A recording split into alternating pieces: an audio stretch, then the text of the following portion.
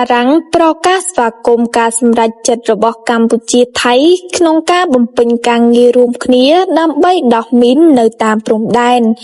ប្រទេសបារាំងស្វាគមន៍ចំពោះភាពរីកចម្រើនក្នុងក្របខ័ណ្ឌនៃកិច្ចប្រជុំថ្ងៃទី10ខែកញ្ញារបស់គណៈកម្មាធិការព្រំដែនទូទៅរវាងកម្ពុជាថៃហើយជំរុញឲ្យភាគីទាំងពីរបន្តកិច្ចសន្ទនានិងកិច្ចសហប្រតិបត្តិការដើម្បីគោរពតាមបទឈប់បាញ់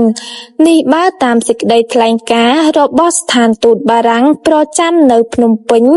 ដែលបានផ្សាយលើទំព័រ Facebook នាព្រឹកថ្ងៃទី16ខែកញ្ញា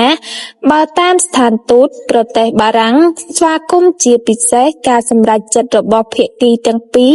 ក្នុងការបំពេញការងាររួមគ្នាដើម្បីដោះមីននៅតាមព្រំដែនជាមួយគ្នានេះបារាំងបញ្ជាក់សារជាថ្មីនៅការគាំទ្រដ៏ពេញទំហឹងរបស់ប្រទេសម៉ាឡេស៊ី